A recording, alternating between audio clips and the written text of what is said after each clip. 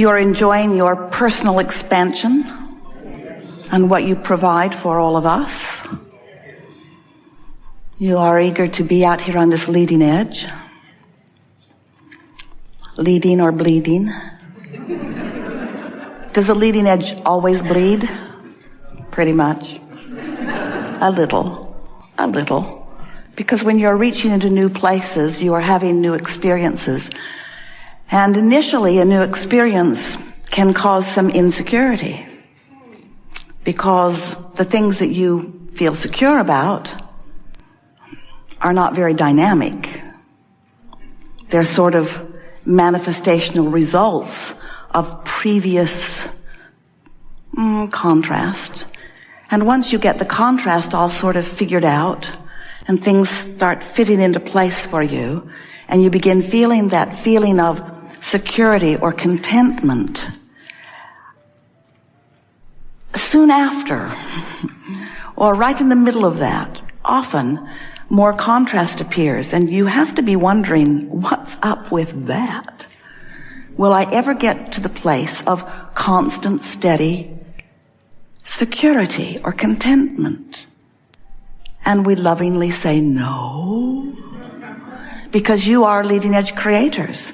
You said, I will go forth into a time-space reality and mix it up with others and give birth to constant new awarenesses of preference.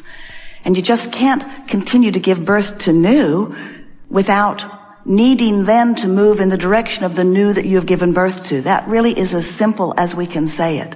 Life is going to cause you to expand, and you must keep up with your expansion. And in the interim, there is the potential of insecurity. There's the potential of uneasiness. There's the potential of that leading edge to feel like it's bleeding just a little bit. But after a while, you become wise enough, don't you, to know that it always turns out all right, don't you? After a while, don't you figure it out that even though there may be moments of unsteadiness, that it will come back into balance for you once you figure out how to align with what you want? It's only in the discord in your own vibration that you ever feel unsteady. So the question that we want to put to you, it's really what this conversation is all about, is how can I experience continual expansion without feeling unsteady in that interim, in that time between having given birth to a new desire and figuring out how to come into alignment with it? And we can give you a very clear answer. We can tell you exactly what's causing you more consternation than is necessary. You don't want to settle down and feel good until manifestations begin occurring. In other words, I know what I want, and when it comes, I will feel better. And we know for sure that's true. You do know what you want, and you will feel better when it comes. But why not feel better while it's coming? And many of you say, well, if I knew for sure it was coming, then I might be willing to feel better. I'm willing to feel better if I know for sure it's coming. And we say, who are you holding hostage in this? Who is it that you're offering your threat to? Well, you did it to your mother for a long time. If you give me that, then I'll be good. But if you aren't good to me, I won't be good to you. It didn't work out well with her, did it?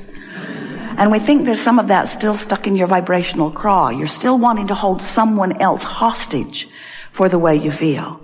But when you figure it out that it's only you who feels the discord of not going along with your own good ideas, then everything becomes easier for you. And instead of feeling unsteady or insecure, you feel eager about the adventure that is unfolding. You feel confident. When you go on vacation, do you really want to plan everything about it? Some of you do. You get really carried away with it. Your itineraries are quite complete. But what about that time when you just go with the flow? What about that? What about that time when you just follow your own inspirational lead? What about that? And today we're going to put it into different terminology. We're going to say, what about that time when you have established a very strong, clear, emotional basis of what you want? You know how you want to feel, and you've been practicing the feeling place of it. You've found the vibrational grid of it. And then as that grid begins to fill in with impulses and manifestations, then you begin to understand how your life is supposed to work for you. It's supposed to be good every step of the way. And it can be good even when you're experiencing contrast if you understand that it's all just part of the process. When you get out on the road or even into an aircraft and you're on your way on something that you consider to be a fairly long journey, do you just naturally freak out in the first 5 minutes because you're not there? Do you lie there in total discord because you're not where you want to be? Or do you accept that there is a process to the journey? Esther remembers it was the first cruise that Tracy and David and Kate and Luke were taking with Jerry and Esther and the Abraham group. And it was a long one. They were going to Hawaii. So it was 4 days across the open sea. Didn't see anybody along the way except a few birds, and what were they doing out there anyway? And the first night the seas were rough. Esther had never been on rough seas before, and she had promised Tracy they wouldn't be rough. But she had lied. And the seas were very rough, and Esther went into their cabin, and on the television was a map of where they were going. And it was a very big screen with a very long route. Depends on which navigational system you're listening to. And they were only this far. And there was this much further to go. And the seas were rough. And Tracy was saying, "Oh my God, what have I done?" And Esther thought, that's the only time I've ever seen anyone upset at the beginning of a journey. At the beginning of potentially the most delicious, glorious trip of a lifetime. But taking score too soon, right at the beginning. A little rough seas and not where I want to be. And sometimes that's what you do. Your life has carved out for you so much that you want, and you stand at what you think is the beginning place, freaking out at what you think is the uncomfortable distance between where you are and where you want to be. And we want you to understand that if you can get your thoughts around this vibrational world that you live in, if you can accept that you are a vibrational being and it's all about vibration, if you can understand that your discord that you feel, that is what negative emotion is always, every single time, only about one thing. And that is, your life has produced a desire within you that your current belief is not matching. Your current belief, which is just a thought that you are currently thinking, and we call it a belief, or you do, because it's a thought that you've been thinking long enough that it's an easy thought to think. In fact, it's the easiest thought to think under these conditions because you've practiced it so well. Not because it's true. Oh, well, you are making it true. But it's not an easy thought to think because it's true. It's an easy thought to think because you've practiced it. And when you practice it, you develop a vibrational propensity. And law of attraction, who is your best friend and your worst friend, your best friend, because it's consistent. Your best friend and your worst friend, your best friend, because it's consistent.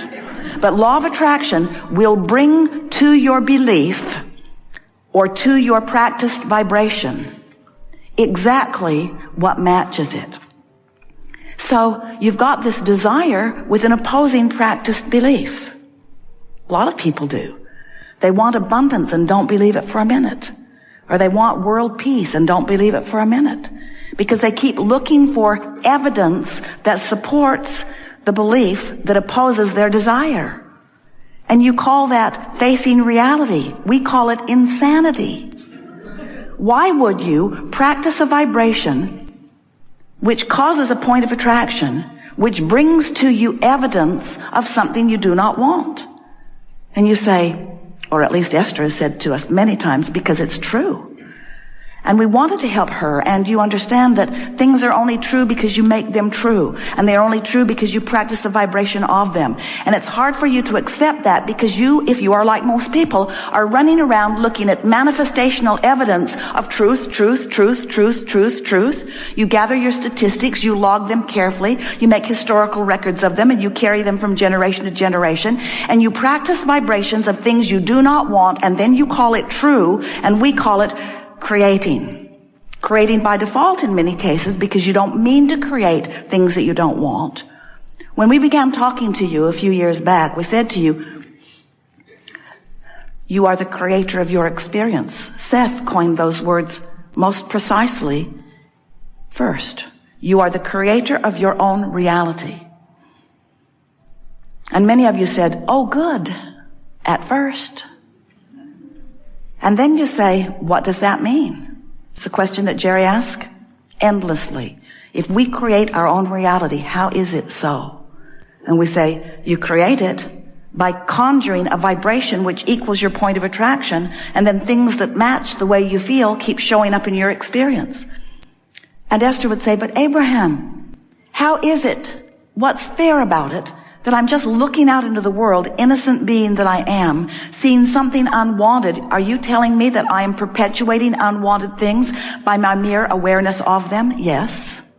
By your mere awareness of them / practiced vibration of them, because you can't be aware of something without activating the vibration within you. And if you keep it up, you can get that vibration going well enough and strong enough that things will begin to fill in around it. That's the grid filling in. In other words, once you conjure enough thought that you activate an emotion around it, you've got a really good point of attraction going on. And so things wanted and unwanted will come as evidence. It's interesting to watch you because even though you don't want them, it's like going to a buffet. Really, it is like this. Seeing something that you think you probably won't like and asking a perfect stranger who's in line ahead of you, that doesn't look good. Have you ever had that? Yeah, I tried it and it's terrible, he says. Oh, give me some of that, please. And the person behind the counter says, yeah, I'm surprised we have this in the line. Nobody really likes it once they get it. And you say, I know, but I feel compelled. I don't know what's coming over me, but I just feel that I must have this thing that I know very high probability I won't like it when I eat it. And then you put it on your tray, you go to your table, and you take a bite. They're right. It is awful. But I feel I should eat it, because after all, it's true. I should eat this thing I do not like. And I'm going back for more tomorrow, and the next day, and the next day. And I will warn every single person who stands in line next to me that they want this not. Until it will become the most popular item on the menu. They'll make movies about it. They'll write books about it. It will become such an inherent part of the culture in which I live that this generation at least will accept it as reality. And we say, really? Really? When there are so many things that you might give your attention to, that in the giving the attention to it, you would be thrilled. And as the grid fills in with the details that represent it, you would be even more thrilled. Because you create your own reality, you see. And a lot of you say, I didn't create that, I'm just looking at it. I'm just observing it. And we say, that's how you create your own reality. You observe it. You think about it, you ponder it, you talk about it, you fuss and worry about it, you join online chat groups about it, you read blogs about it, and then the universe knocks itself out to make you an expert about it. Because that's the way law of attraction works, you see. You create your own reality. How's it going? Pretty good for most of you. Most of you have a handle on this. We just come in response to your never-ending questions. And we so enjoy this leading edge group who is willing to come and chew with us. You know, you come to this hot seat and you present yourself vibrationally and verbally. And all that is expands as a result. of the conversation that you start, that we co-create together. And without you and your participation, of course you can't not participate, because life causes that, doesn't it? Life causes you to mix it up and to give birth.